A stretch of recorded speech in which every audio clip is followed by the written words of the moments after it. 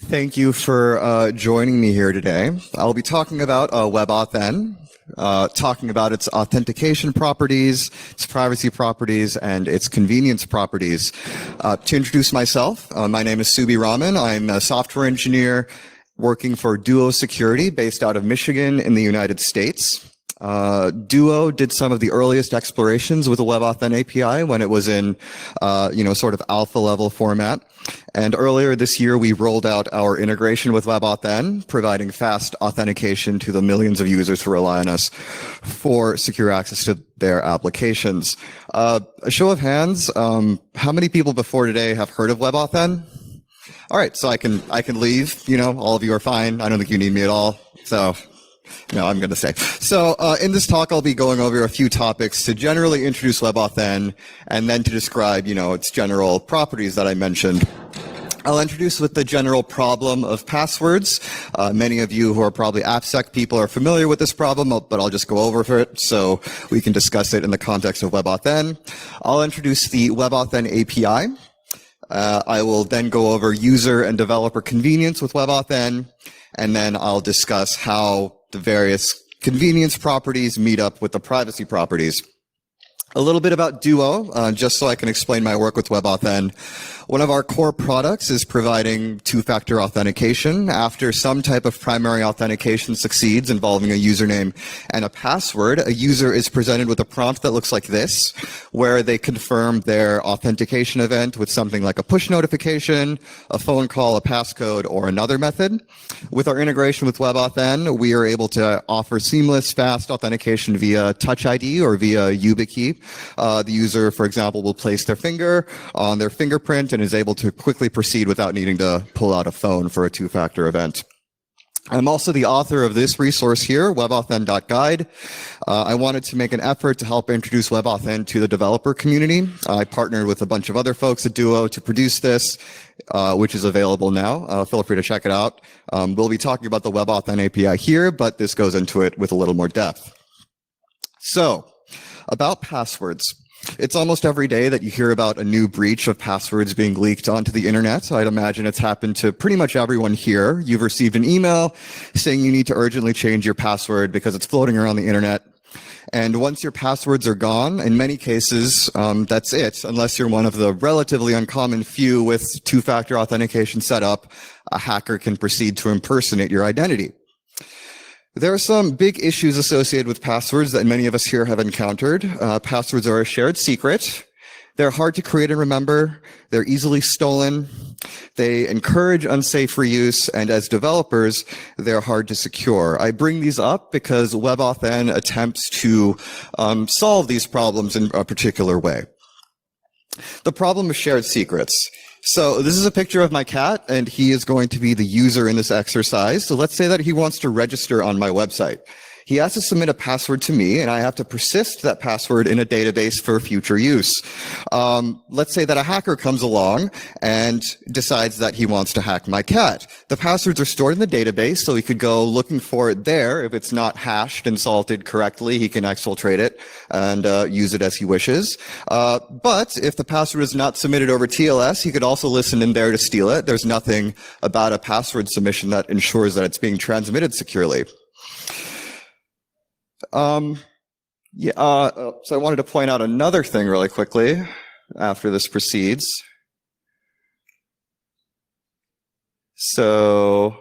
Well, let's just skip ahead to this. So on password reuse, these are some of the most common passwords that are commonly used across the internet. I do love that people associate monkeys and Star Wars with passwords. Most people really don't have the energy or desire to generate complex passwords for every website. This can lead to problems, of course, since passwords can be easily guessed and brute forced in many scenarios. The problem of phishing. Phishing is such a pernicious problem that many organizations have identified it as the primary security threat to their organization. This is a phishing campaign that I myself crafted using fairly accessible online tools. These campaigns to steal passwords are very easy to set up and very simple to execute. For example, take this screenshot. Unfortunately, you can't read the URL up there, but the URL does not say google.com at all. It says something like portal-login-online.com. Its purpose is to steal your Google password. Most people don't recognize that. Most people don't read the URL bar, and that's what makes this attack so effective. You know, a password submission looks like a password submission to most of our users, which makes this attack so effective. According to our data, 31% of users click on phishing links, and 17% of users submit their passwords to phishing sites. This is a very serious problem, and I don't think we should underestimate the gravity of this. All our users, all of us, are at risk of having our privacy violated in really vicious ways. Activists, for example, are at particular risk of being targeted in sophisticated phishing campaigns by state and non-state actors. The repercussions of having your personal data stolen as an activist can be really grave. Phishing attacks can alter the shape of history potentially, like when a Russian hacking group infiltrated the emails of the Hillary Clinton campaign in America in 2016. I've heard people openly wondering that perhaps we may have a different president if this campaign did not succeed. So on password reuse, obviously people here are, they know about this issue. They are less likely to reuse passwords, but out in the real world, people do. For some of the reasons I've mentioned, passwords are hard and annoying to remember. We can only stuff so much into our brains. The typical recommendation is to use a password management tool that can randomly generate and securely store passwords. This is nice, but it's also another tool that sort of complicates the whole user experience. It's a bit cumbersome. Most users just want to get to their email. Another big piece here is the way developers end up interacting with passwords. Even at companies with very, very smart software engineers and great security teams, all it takes is one bug hiding in a huge software architecture, and the password is potentially gone. And if these organizations can't get password-based authentication right, I want to ask, what hope is there ultimately for the rest of us? So our instinct may be to blame the users here. After all, they're doing so many things wrong. Even the developers are doing things wrong. They're so dumb. Why can't everyone just be smarter? But I think this is the wrong instinct. If these issues keep happening, even to smart people, we shouldn't be trying to blame the victims of password theft. This is a systemic issue, and it requires a systemic solution. This is a great quote that I really feel helps boil the problem down to that of design.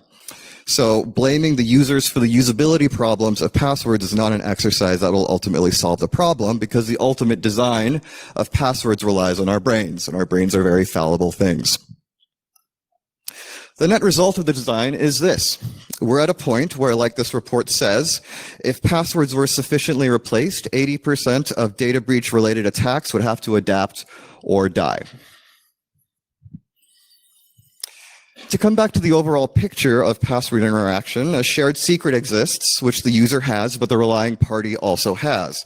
The attacker can steal this password from a number of different points. If he successfully gets it, he's able to impersonate the user. However, what if, introduction to public key cryptography here, there were two keys that could be used to identify and authenticate me. One key remains with the user in private, the other can be shared publicly with anyone. So you can send it to the server, it can be persisted in the database, shared openly. What is important here is that the combination of the two keys is what is used to authenticate the user, so there is no shared secret. If the hacker goes and steals the public key, the hacker cannot do anything with it. This is the promise of public key cryptography, and this is the promise of WebAuthn. It allows relying parties, application developers, to authenticate their users using public key cryptography. And it now works and is now available in a browser API that's available or under development in all major browsers. So first, I will go over the security properties of WebAuthn. And just as a general glossary of terms I'm going to use, an authenticator is the hardware that the user interacts with for registering and authenticating. The credential is the term used to refer to the private public key pair that is used for authenticating. The relying party is the entity or organization responsible for registering and authenticating users. If you're an application developer, you are the relying party. At a high level, WebAuthn can be described with a few characteristics. I apologize if you're trying to take pictures. I promise I'll share the slides out later, so don't worry about that. I know I'm going fast. It can be described as strong, it can be described as scoped, and it can be described as attested. And I'm going to go through all of these terms in some detail. When I say strong, I'm not really referring to the fact that you can use a biometric authenticator, though that is really cool.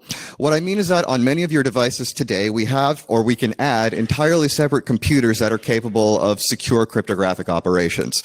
These are often called trusted platform modules. In an iOS context, you'll see this referred to as a secure enclave.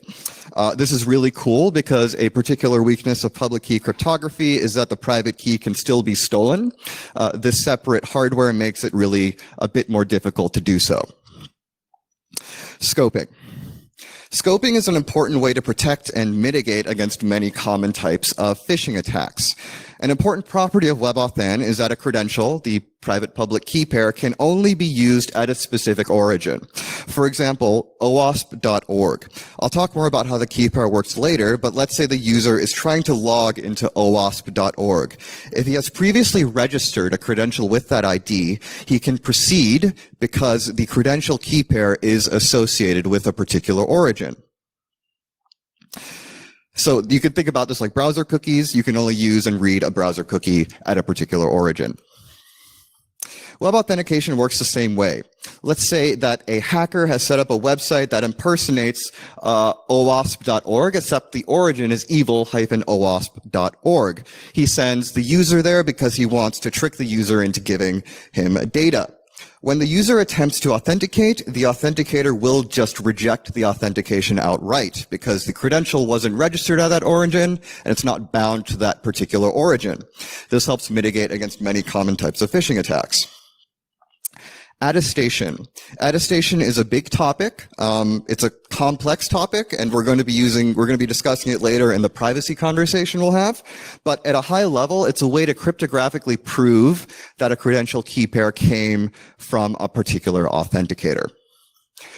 This is the basic flow of how attestation works. During registration, when the key pair is being created, the authenticator provides a certificate that the server can verify.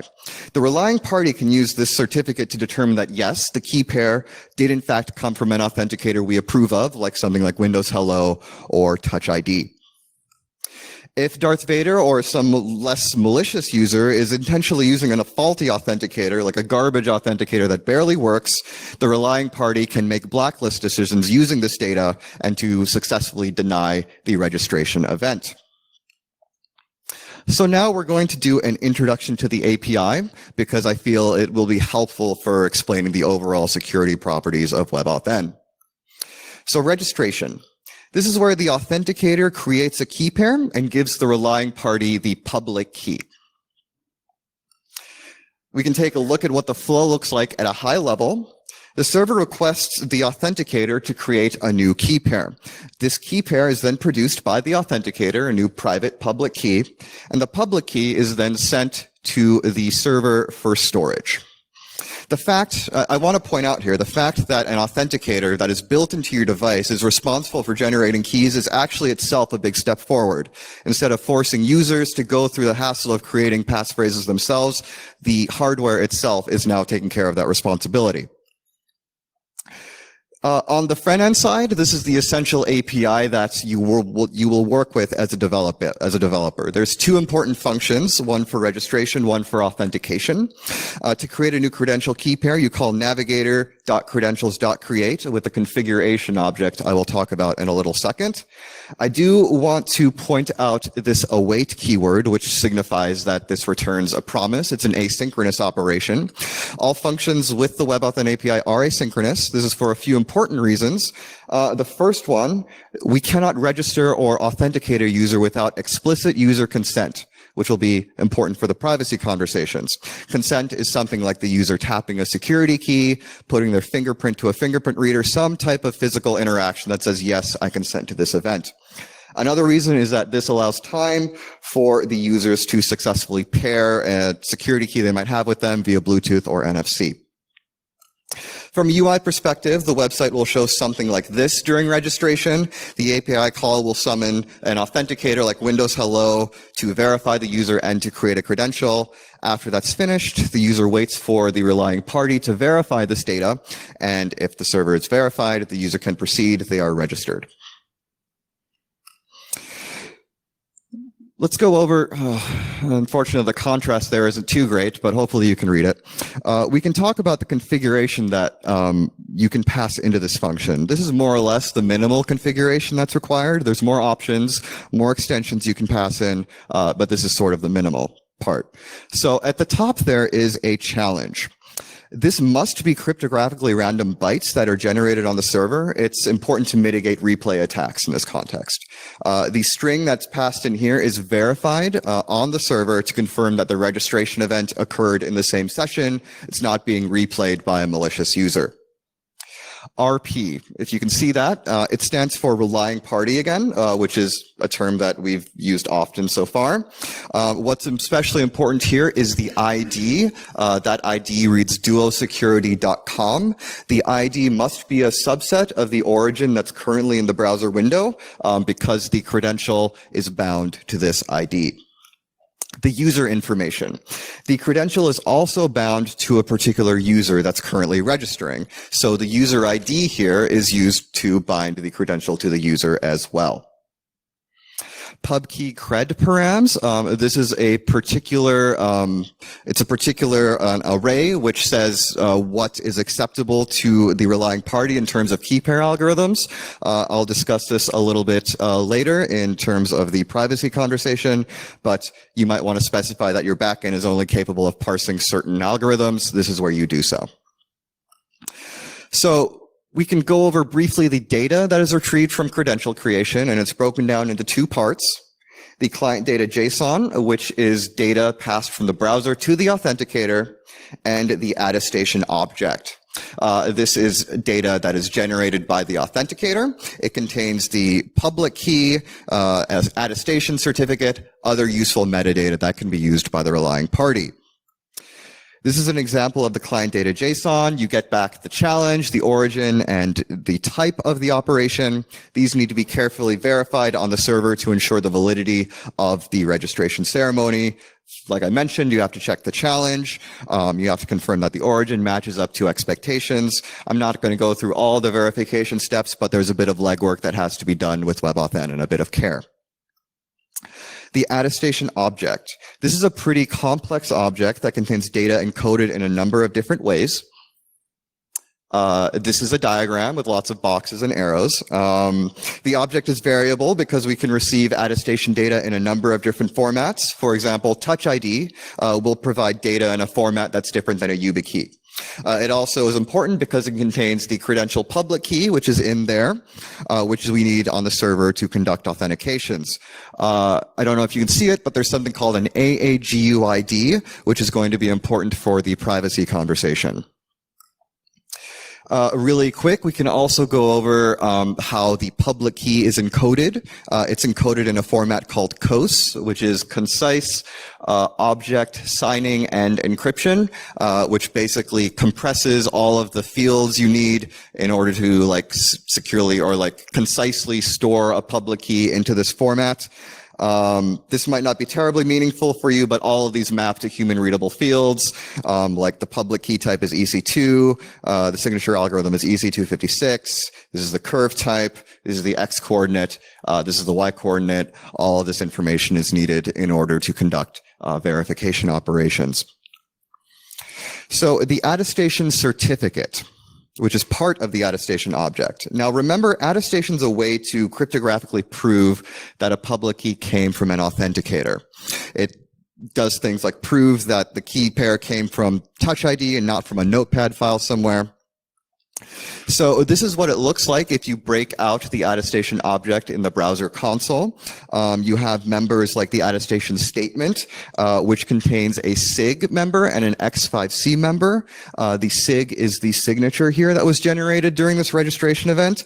X5C stands for the X509 certificate, which, if you're in application security, you're very familiar with. So at a high level, this is pseudocode for what the attestation process looks like. Unfortunately, again, it's a little difficult to read, but on the server, you have the basic ability to use the certificate that the public key did, in fact, come from the authenticator that you expect. You can use the the certificate to make whitelist, blacklist decisions. You can keep the certificate on a revocation list if you want. It's an important mechanism for relying parties. So after this, you are done with registration. You store the public key on the server because the public key will be used for authentications, which we'll talk about now. This part will be shorter. I know I went through quite a bit, but authentication is a bit simpler. This is where the user proves that they own the private key that they registered with. In other words, they assert that they own the private key. But how do they prove it? The authenticator makes this assertion by creating a signature.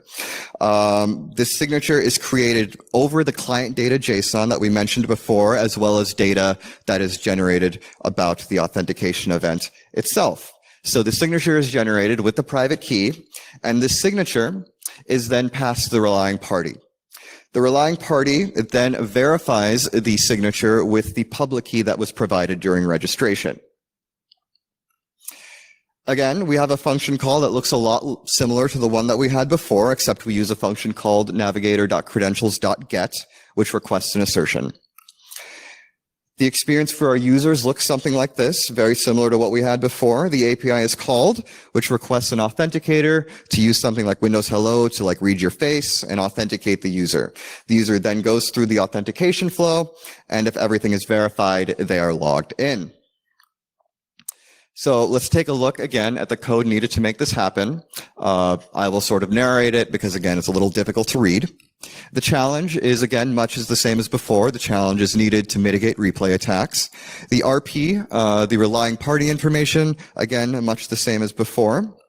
Allow credentials is a new array of objects that is needed here in order to specify the credential that was it's where you tell the browser to contact the authenticator that was registered before. And you can use the credential ID that was given to use during registration. So you can also specify multiple different authenticators here that are acceptable to the relying party. The server then verifies the assertion. This is all pseudocode because cryptographic signing looks different in every language. But at a high level, you use the bytes from the authenticator data and the client data JSON, and you verify that the signature you received over these bytes, if the verification process succeeds, the user is authenticated, they can proceed into your application. Okay, so that was a lot of code. We are done looking at code, so it's going to get a little bit easier now, but we're going to shift the conversation to talk a bit about the user convenience side of things. I've already talked a bit about how users don't have to remember multiple passwords. They don't need to, do various cumbersome things that are required with passwords. All they need to do is tap a YubiKey, put their fingerprint on a fingerprint reader. The hardware does all the hard work for them. So in the context of primary authentication, WebAuthn goes a long way to answer some of the common issues with passwords. The problem of passwords being a shared secret. In this case, the public key is not secret. Passwords being hard to create and remember. In this case, the authenticator itself is creating the random and secure credential. Passwords being easily stolen. In this case, the secure hardware on devices makes credential theft difficult. Passwords encouraging unsafe reuse. Because of the scoping properties of WebAuthn, it makes reuse difficult. Passwords being hard to secure as developers. In this case, again, the credential public key is not secret, and so it potentially eases some of the complexity there. A major perk of WebAuthn is that it'll be able to integrate with authenticators that are now integrated into your devices, like many of you have iPhones or possibly have Surface Books with Windows Hello. Securely generating and storing key pairs used to be not a task that we would typically ask our users to do, but modern advances in hardware make this more and more possible. WebAuthn allows for a lot of really new and interesting user interaction possibilities. This was a demo from last week in Fukuoka, Japan by Fujitsu, where this fellow is really quickly able to wave his hand over a palm reader, which logs him in. So all of these UX possibilities are now enabled for authentication via a consistent API, which is really cool. I also think that the accessibility conversation is going to be really important here as well. For our users who are mobility impaired, for example, passwords can be a really pernicious problem. Imagine that you've lost full use of your hands. What are your options? Well, I mean, a really bad option is to, speak your password into a voice recognition machine, which, at least eavesdropping is not great. Simply imagine older users who may have some impairments to their memory. Remembering passwords can be a really difficult problem. So being able to confirm your identity with a biometric, offloading all that complexity to hardware, opens up a lot of really interesting possibilities. Again, as mentioned, developer convenience is another huge part of this conversation. If you go on the OWASP website, there's a number of guides that detail all the wrong things you can do with passwords. But as mentioned, the public key is public. It can be shared openly. That means that a complex salting and hashing system is really not needed in this situation. This could potentially reduce the complexity and all the maintenance costs of authentication systems.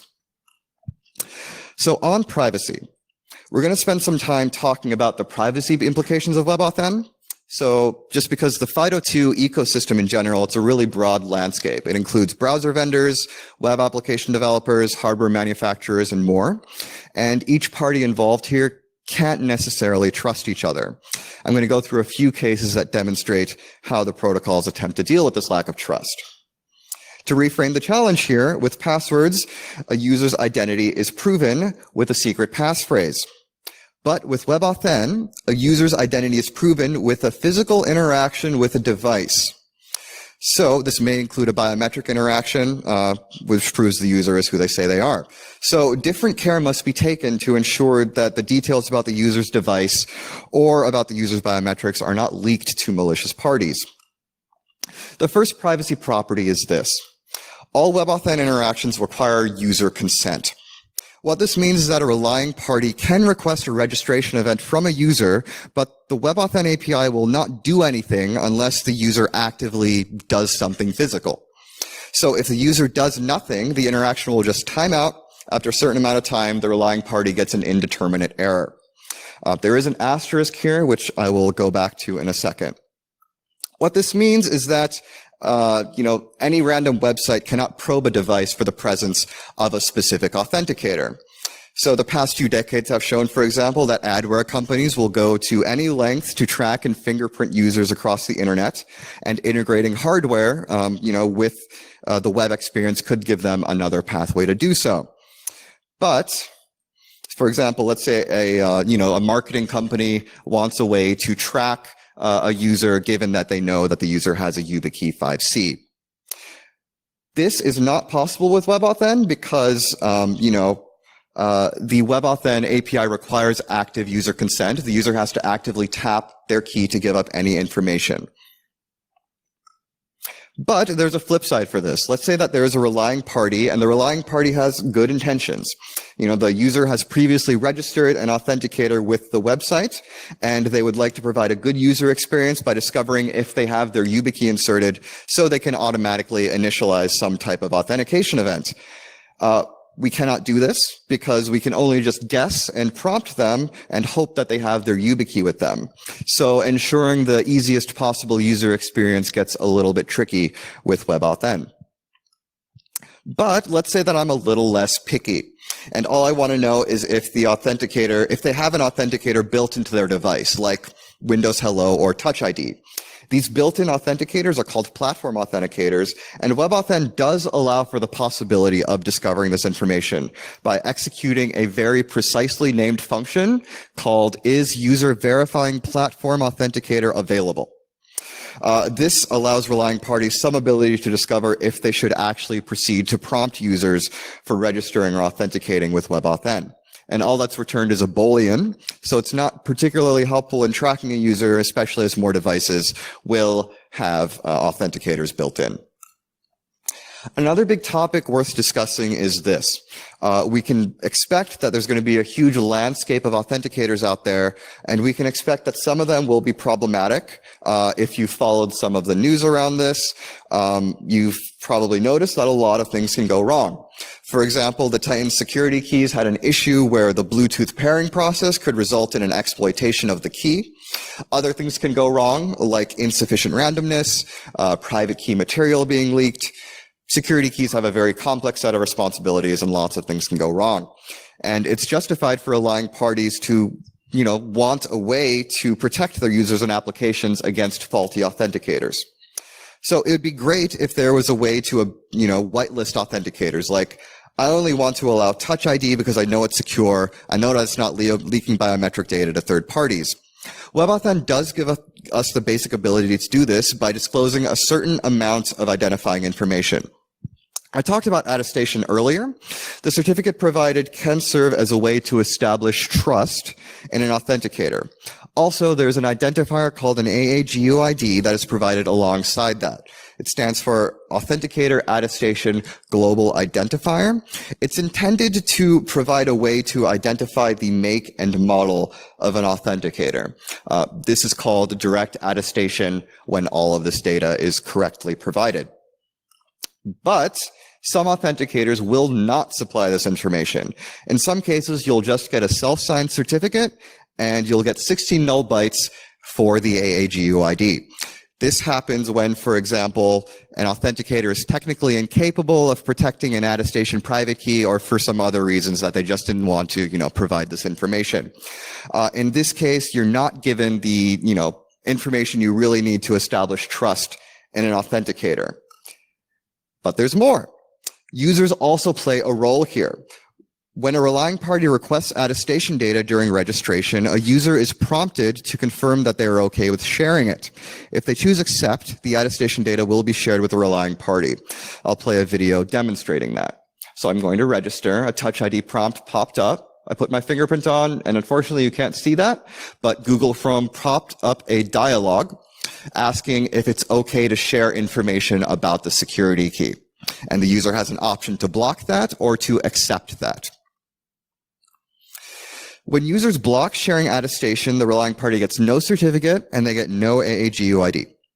In this case, there's very limited ability to verify the integrity and establish trust in an authenticator. This is called non-attestation.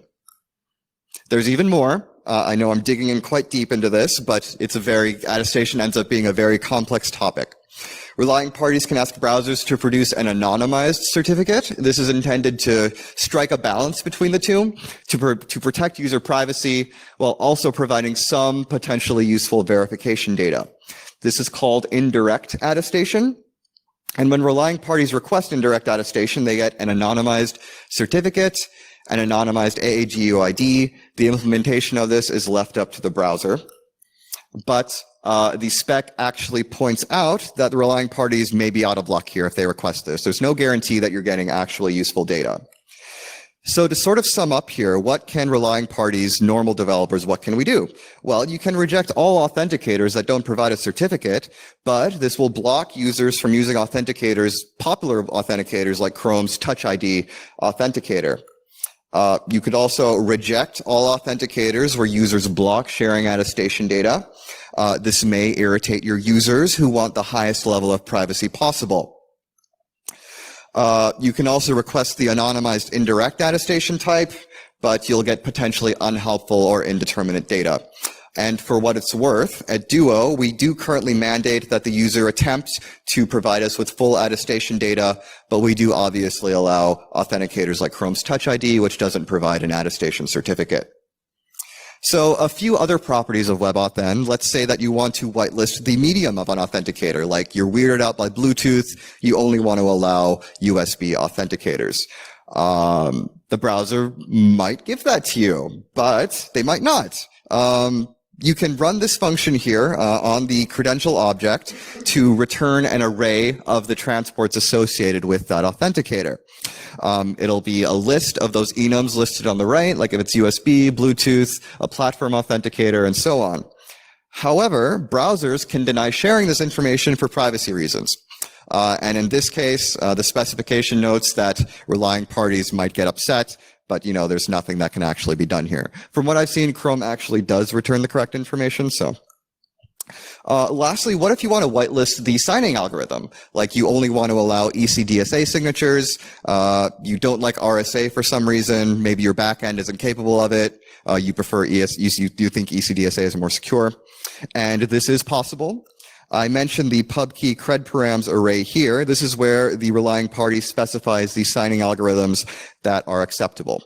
-7 stands for ECDSA. And if the authenticator itself cannot conduct a registration with this algorithm, they are not supposed to proceed with a registration. So another topic which some of you have maybe thought of is lost devices. What happens when a user loses an authenticator? We've all lost phones. We've all broken our phones. What happens in this particular case? So remember, with WebAuthn, a user's identity is now bound to physical hardware. So what happens when a user loses their device or security key? Even simpler, what happens when you want to replace your phone? And I'm just going to show this GIF because I think it's amazing. Anyways, so for stolen phones, relying parties do have the option to request that the user verify themselves with something like a biometric indicator. But users can still use PINs and passwords. This helps ensure that the stolen device cannot be used arbitrarily for authentications by the thief, since it adds something that the user knows or something that the user is. But for just lost or replaced devices, this is still a problem. Remember, a new random credential is created for every application.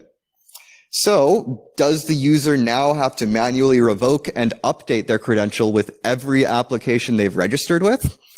The answer right now is kind of yes. The current FIDO recommendations are as follows. A relying party can, ask for multiple authenticators, like a backup authenticator, which a user can keep in a drawer at home or something. Or the relying party can run some identity proofing measures. Whatever that means is sort of up to them. I think most people here will understand that this is unfeasible. The idea of creating a backup credential or going through identity proofing for every application you've registered with is a bit onerous. Some of you probably have encountered this already. If you've enabled 2FA on GitHub or anywhere else, for example, you're provided with backup codes. You're supposed to securely store those in order to deal with the lost authenticator problem. So one of the plus sides and negative sides are passwords is that they are easily revoked. This is not true right now with WebAuthn credentials. But there are various proposals for account recovery. There are current discussions ongoing in the FIDO Alliance. One such proposal is this by Yubico. It's an extension that allows for a backup authenticator to restore private key material that existed on a main authenticator. This is still an early draft. It hasn't been fully reviewed. I just wanted to bring it up as proof that there are proposals to figure out this problem, figure out a practical way to deal with the lost phone or the replaced phone problem. So, to sum up, WebAuthn is a complex series of interactions between authenticators, browsers, users, and applications. All of these parties have some amount of control over authorizing the release of identifying information, and these interactions end up impacting how trust and privacy is established between each party. Privacy is a first-class citizen of the FIDO2 protocols, which is really cool. But, as we say in America, freedom isn't free. It comes with a cost, and the cost of privacy means that establishing trust is impacted in particular ways. So as developers, you have to consider, given the inherent victories and trade-offs of WebAuthn versus passwords, how much trust does your application need to establish in users and their authenticators? Some organizations might say that WebAuthn is already, just by itself, such a huge victory over passwords that getting lost in the trust details is not that important. Other organizations may want a tighter level of trust. It's ultimately a judgment call that you and your team will have to decide on. Looking ahead, the level 2 draft of WebAuthn is currently being written. It'll flesh out details in a number of different areas. I do encourage all of you to take a look. If you're interested in reading specifications like that. But to sum up, some of the complexity of WebAuthn does come with the fact that it has a lot of really broad industry buy-in with a lot of use cases to account for. We have really willing and vocal support from parties like Microsoft, from Mozilla, from Google. Apple has started engaging with WebAuthn and will be introducing support in Safari. Major relying parties like GitHub and others are introducing support for WebAuthn, which is really exciting. Obviously Duo, many other authentication providers as well. On a historical note, the idea of using public key cryptography for authentication has been around for a really long time. John Udell, a journalist, wrote about this as early as 1997. He had the idea to use client certificates as an authentication factor. But he later admitted it didn't happen because security products are a royal pain in the ass. So today, secure authentication with public key cryptography is much less a pain in the ass. It's much more possible, and that opens up a lot of really cool possibilities. So again, given the educational challenges here, I made an effort to help introduce WebAuthn to web developers. So if you know web developers who may be interested, feel free to share this with them. There's lots of cool artwork, information about the background of WebAuthn, public key crypto. The end goal is to make this spec, in this entire space a lot more friendly and approachable. There's code samples for each attribute, how to configure WebAuthn, and the reasoning behind everything. But otherwise, that is it for me. I believe we have a few minutes for questions. Yeah. And thank you very much for tuning in.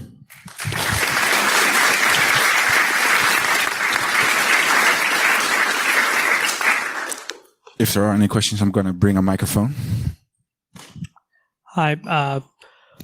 So the whole foundation of WebAuthn is based on the cryptographic keys. So a public key and private key. But nowhere in the WebAuthn specs do they mention about key rotation. What are your thoughts on that? So by key rotation, do we mean specifically the revocation of key material?